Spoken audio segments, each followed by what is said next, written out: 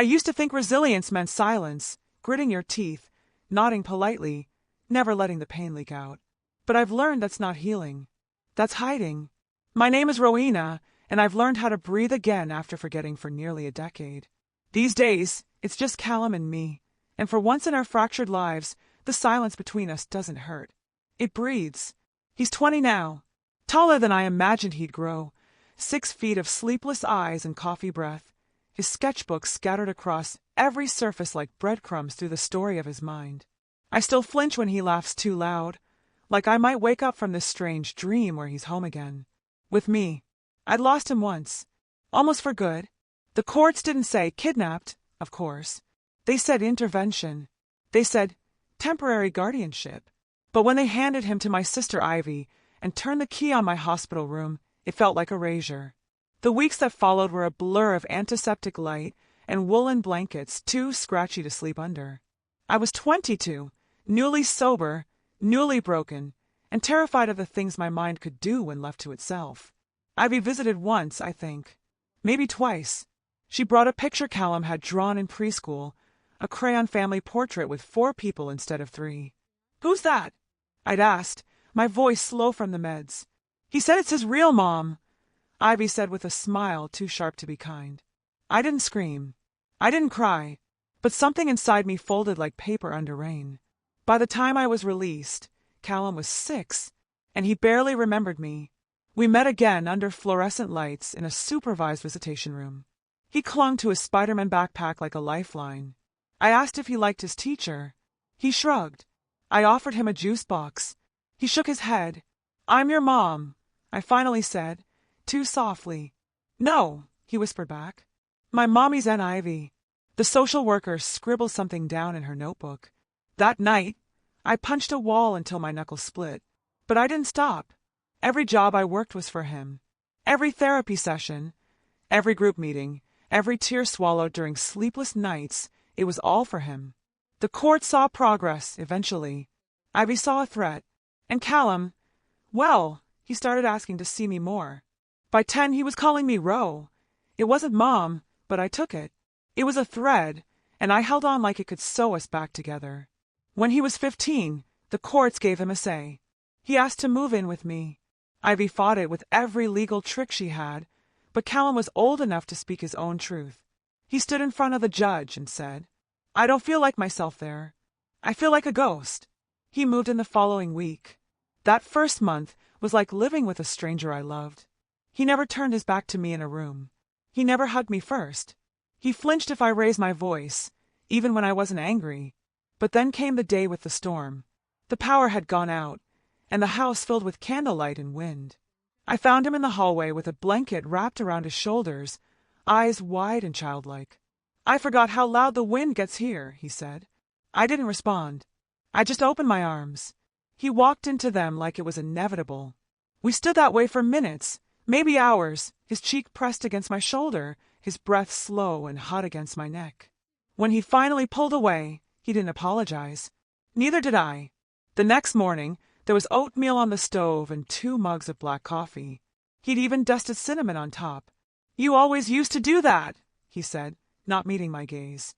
I smiled. "I still do." From then on, we became something else. Not just mother and son. Something softer, stranger, fragile and wordless. One afternoon, I found a sketch of me on his desk. Not stylized. Just me.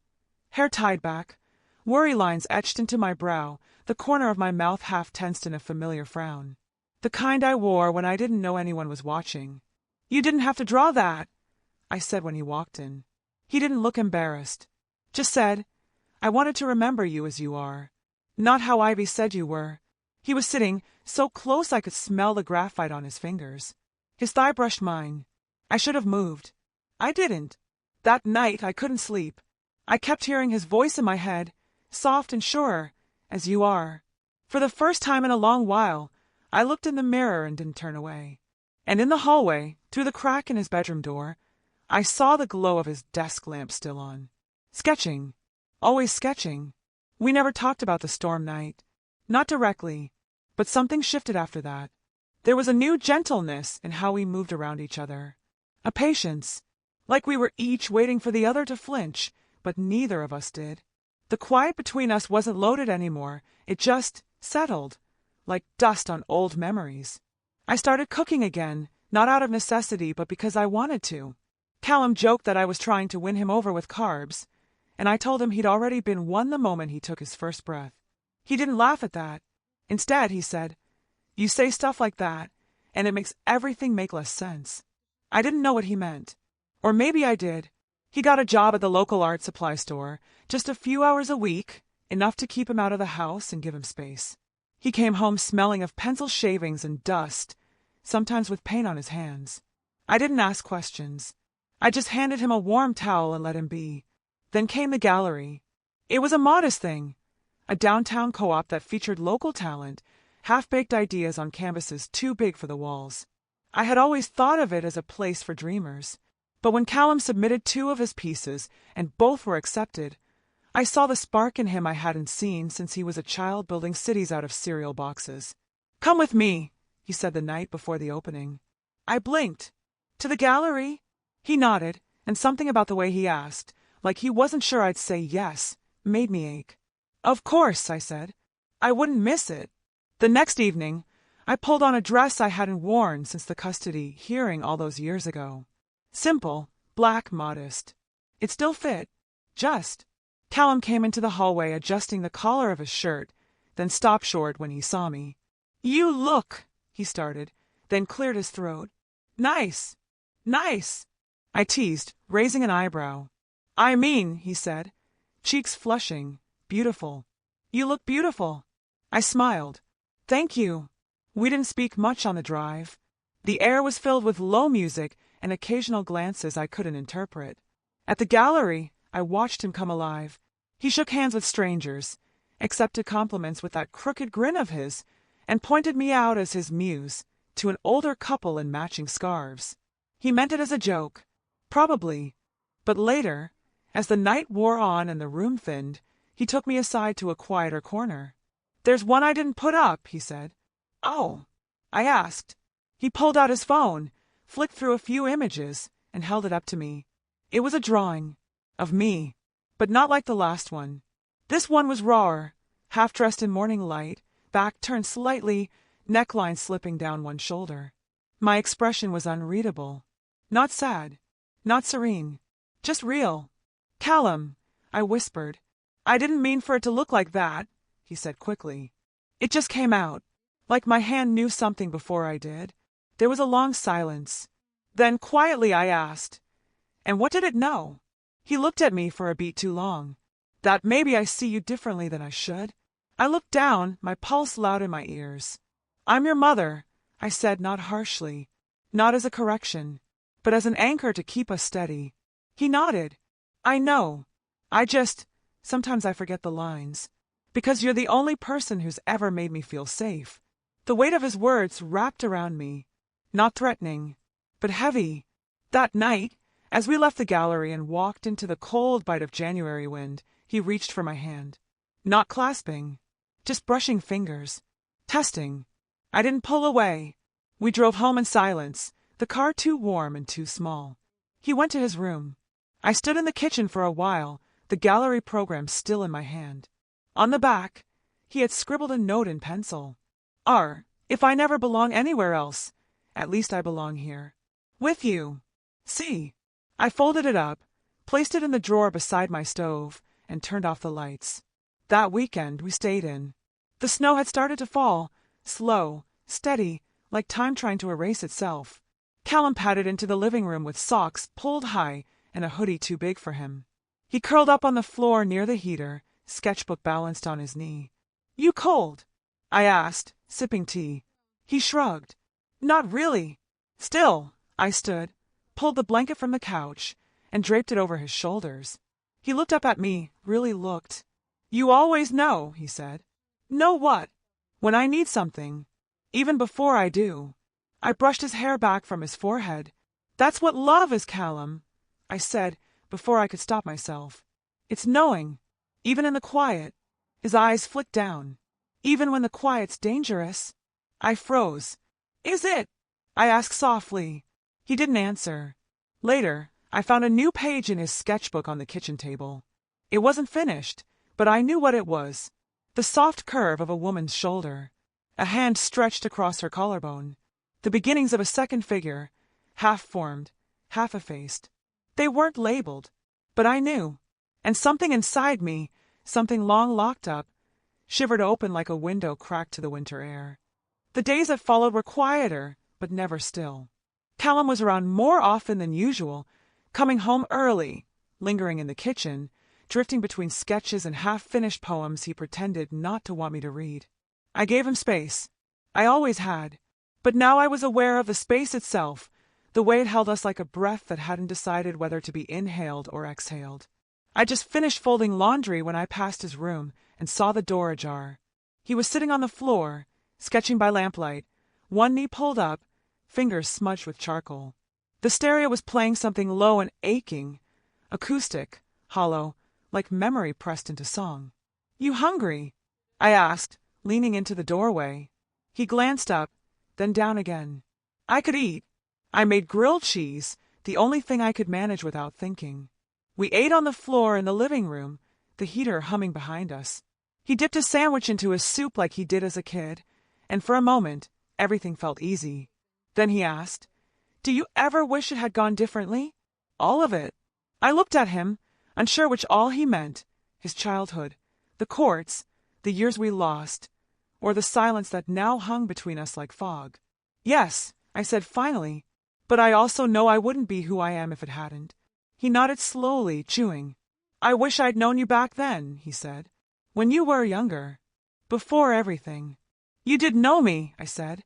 I knew the version they told me about, the one in cautionary tales. I didn't know what to say to that, so I just reached out, and he let me brush the hair from his face, his eyes closing for a moment like it was a kindness he hadn't expected. The next day a letter came. From Ivy, a pale pink envelope, her signature looped across the return address like a flourish she knew I'd recognize. I didn't open it right away. I left it on the counter unopened, while I made coffee and waited for the courage to confront whatever guilt she had laced inside. Callum found it while I was out back watering the frostbitten herbs I refused to let die. When I came in, he held it up. "She wrote again?" he asked, voice flat. I nodded. First time in a while. He looked like he wanted to tear it in half. "She said she'd never forgive you," he said. I raised an eyebrow. "Did you open it?" His jaw clenched. "I didn't have to. She lost a lot too, Callum. She made sure you lost more." I didn't answer that. That night, I opened the letter in bed. Ivy's words were neat, measured, sterile. She asked how we were, mentioned her daughter's graduation. Then, in the last line, the real reason emerged. "Just wanted to remind you how far you've come. Don't backslide." It wasn't a threat. It wasn't even unkind. But it felt like a hand on my shoulder, trying to steer me away from the edge of something she didn't trust me near. I tucked the letter into a drawer I never used. Later, I heard soft footsteps outside my bedroom. A pause, then the sound of his door opening and shutting again. Neither of us slept. In the morning, I found a new drawing on the fridge. A landscape this time, simple, abstract. A tree bending in the wind, one branch broken off but still rooted. He'd signed it with only a C. That afternoon, he came to the doorway while I was painting for the first time in weeks. Just soft brushstrokes, sky over water, nothing real. "I like when you paint," he said. "I forgot I still could," I replied. "Why?" I shrugged. "Because sometimes I think I've used up all the colors that used to live in me." He walked into the room, stood just behind me. "You haven't," he said quietly. I could feel his breath near my shoulder. His presence was like a warm current, unsteadying and strangely necessary. My pulse thudded. "You know," I whispered, still brushing paint across canvas, "there's a version of this that isn't safe." "I know. And still, I'm not asking for anything," he said. "I just don't want to lie about the way I see you." I turned to face him. "And how is that?" He didn't flinch. "Like you're more than the story they wrote about you." We stood that way for a long time, me with paint on my fingers, him with words unsaid in his mouth. Then I stepped forward and brushed a streak of pale blue across the tip of his nose. He blinked. "You look like sky now," I said. He smiled, slow and surprised, and whispered, "Then I'll stay where the light is." I don't remember who reached out first. Maybe neither of us did. Maybe the moment did the reaching. But suddenly, our foreheads were touching, just like that storm night so long ago. Only now, there were no candles, just afternoon sun spilling across the floorboards. He exhaled. "This isn't how I thought it would feel." "How what would feel?" I asked, wanting something you're not allowed to name. I stepped back. Just a little. "Callum, I know," he said again. "I'm not going to ruin what we have." "I'm not afraid of you ruining it," I said. "I'm afraid of what it says about me that I haven't walked away." He nodded slowly. "Maybe it just says you're human." And that was the moment, the true turning. Not the sketch, not the gallery. This, a stillness where the truth didn't echo off walls or break the air between us. This, the quiet that followed. He left for college that fall. Not far, just a little over an hour away, but it felt farther. I helped him pack the car with notebooks, clothes, too many socks, and one of my paintings tucked awkwardly behind his duffel bags. "Put it on the wall," I said. He looked at it, muted colors, sea and sky with no clear horizon, and smiled. Already planned. I didn't cry at the curb. I didn't let the tremor in my hands show when I touched his arm for the last time before he drove off. He waved through the window, a little grin on his face. I waved back. Then he was gone. The silence in the house changed. It wasn't the grieving kind. It wasn't hollow. It just waited. I kept myself busy. I painted. I fixed the leak in the roof. I started a class at the community center, figure drawing of all things. I didn't draw well, but it reminded me of him, so I kept going. He called once a week, sometimes more, never less. We talked about classes, professors, the roommate who snored like an angry bear. But sometimes, between stories and sarcasm, he got quiet, like he wanted to say something, but didn't know if I was still the person he could say it to. One night, 3 months in, he said, "Do you ever think about the things we don't talk about?" I didn't ask which things. I just said, "Yes." He was silent for a beat. "Do you regret not naming it?" "No," I said honestly, "because naming it would have changed everything. And what we have, it's already rare." He exhaled slowly. "Yeah," then added, "I miss the quiet with you." "I do too." Over winter break, he came home. He looked different, sharper somehow, like the world had started to shape him into something with clearer edges. But when he walked into the kitchen and saw me, he dropped his bag and wrapped his arms around me so tightly I almost forgot to breathe. That night, we sat on the couch with a pot of peppermint tea between us. The wind outside rattled the window panes. He showed me new sketches. I showed him the painting I'd started with charcoal. Abstract, nervous, raw.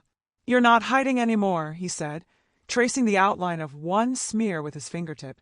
"I'm not sure I know how." He looked at me then, and I recognized the same intensity from 2 winters ago. The gallery, the storm, the questions we never asked out loud. But he didn't lean in. He didn't reach for my hand. He just said, "It's still there, you know." "I know. And it doesn't go away." "No," I said. "But it changes." That spring, he started seeing someone. A girl named Wren, who wore oversized jackets and played bass in a student band. He brought her home once, and I liked her. I did. She had a laugh that made you want to join in, even if you didn't catch the joke. After she left, Callum and I sat in the living room in the leftover scent of her vanilla lotion and the sound of her voice still echoing in the walls. "You okay?" he asked. I nodded. "She's good for you." "She's not you," he said. Quiet. Honest. And I didn't answer, because there wasn't an answer that would make it less true. Years pass now in slow slides. He's moved into a studio apartment with high windows and no dishwasher. He calls less frequently, but when he does, we talk for hours. I still paint. He still sketches. He sends me scans of his work sometimes, portraits, mostly, of people I don't know, of places he's been. But once, a year after he left, he sent me a drawing without a message. No caption, no context. It was of a woman standing alone in a room full of shadows and light, her head tilted slightly, her mouth half open like she was about to speak, but hadn't. I framed it. It hangs above my desk, next to the photo of him in 3rd grade, arms around a Labrador mix we fostered for one summer and loved like he was ours. When people ask about the sketch, I just say, my son drew it. And I leave it at that, because sometimes love has no category. Sometimes it arrives uninvited, asking only to be seen. And sometimes, when you've lost everything and fought to get it back, what grows in the space between is not meant to be explained, but remembered. Callum comes home less often now. The last time, he stood in the doorway and looked around like he was measuring something. "Smells the same," he said. "Paint and cinnamon. You're the one who started the cinnamon thing." He laughed. "I remember." Before he left, he pressed a kiss to my cheek. Soft, reverent. "Love you, Ro." "Love you too," I whispered. Then he walked out the door, and I sat down in the silence he left behind, not broken by it, not waiting to fill it, just breathing it in. Because some stories don't end. They just echo. And some bonds don't need permission to exist. They just do.